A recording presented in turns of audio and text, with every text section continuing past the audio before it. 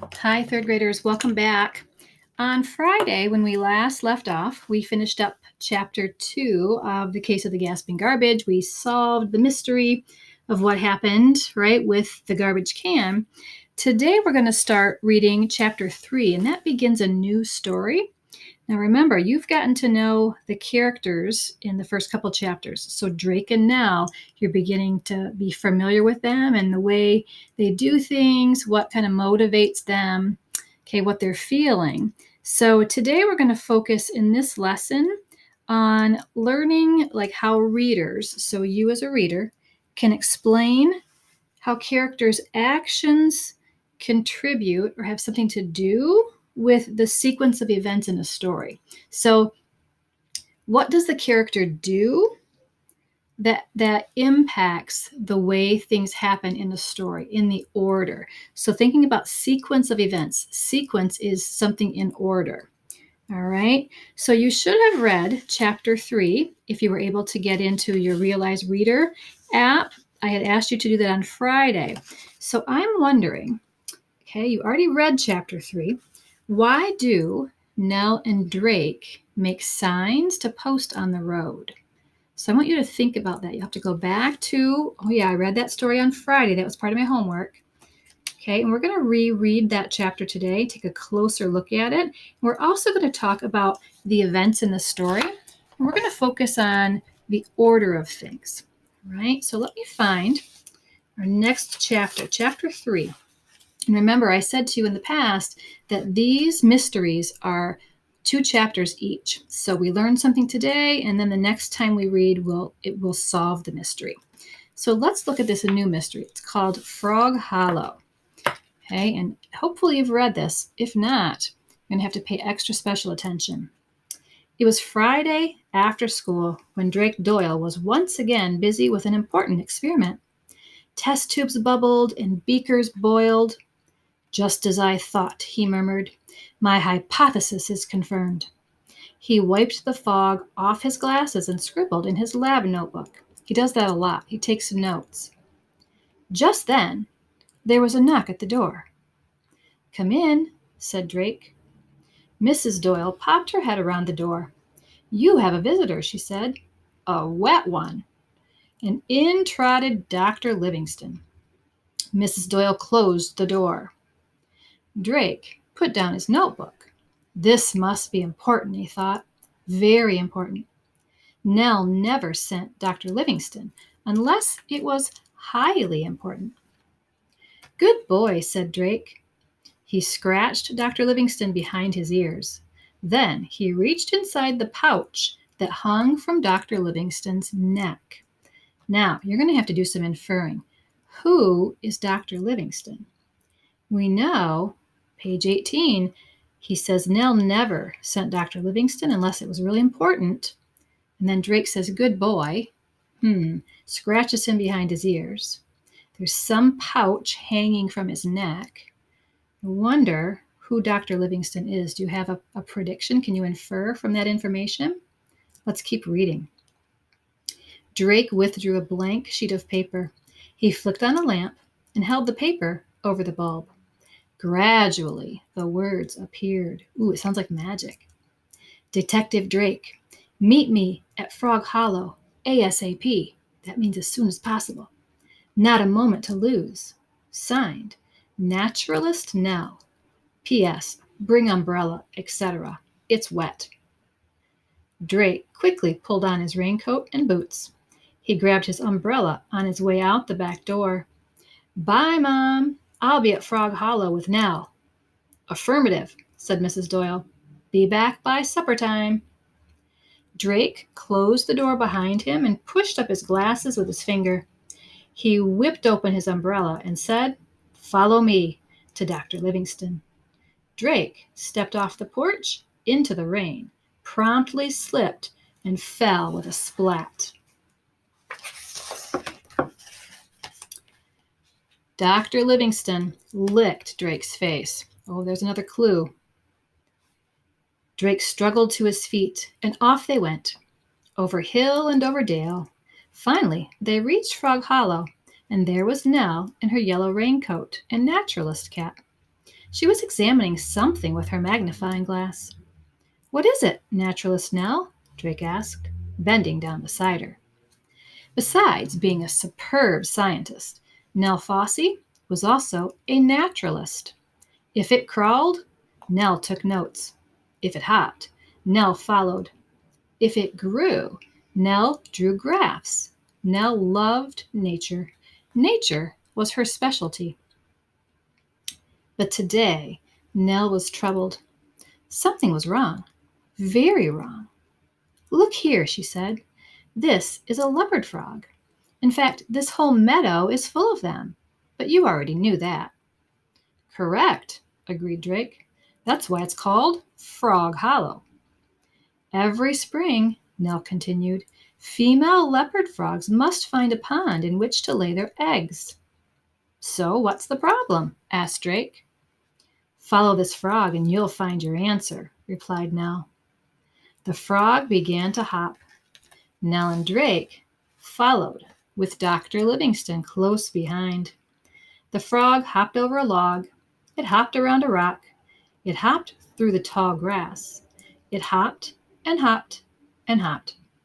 And then something terrible happened. The frog hopped onto a road and zoom, squish. "Ew," said Drake. "Ugly," said Nell. "Woof," said Dr. Livingston. "Ooh, there's a really good clue." "Now, what do we do?" asked Drake. "Follow me," said Nell. After looking in both directions, Nell led the way across the road and down the other side. And there, sitting all alone with not a frog in sight, was a pond. "I think I see the problem," said Drake. "Indeed," answered Nell. "This road was built just a few months ago. In order for the female frogs to lay their eggs, they have to cross the road," finished Drake. "Exactly. And you can see the results for yourself," Nell sighed. "The whole leopard frog population is in danger.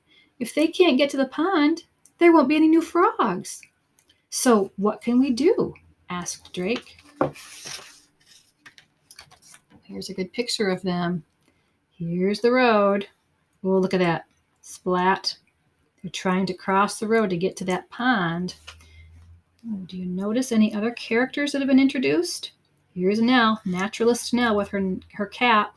Here's Drake. Look at that. There's Dr. Livingston. Can you see the pouch under his neck? He had that special note there. Nell set her mouth in a firm line. Drake could tell she was serious.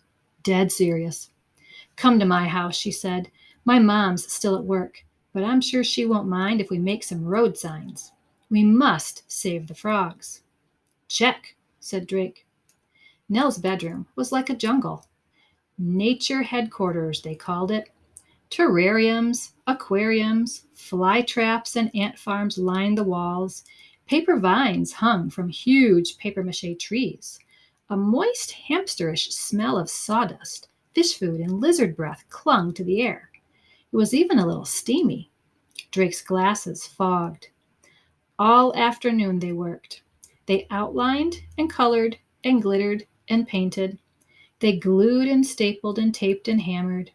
Finally, they were finished. "Slow down," the sign said. "Frog crossing, nature in progress." There, Nell nodded with satisfaction. That should do it. I wonder if that will solve the problem of the frogs, right, getting squished as they try to cross the road. Did you notice? It talked about naturalist Nell and how much she loves nature. I feel like I remember reading in chapter 1 or chapter 2, it talked a lot about the creepy crawly things that she liked. Do you remember that? I feel like she was talking with her mom. So we learned a little bit about her being a naturalist back in that last chapter. All right. So now we've got a new mystery.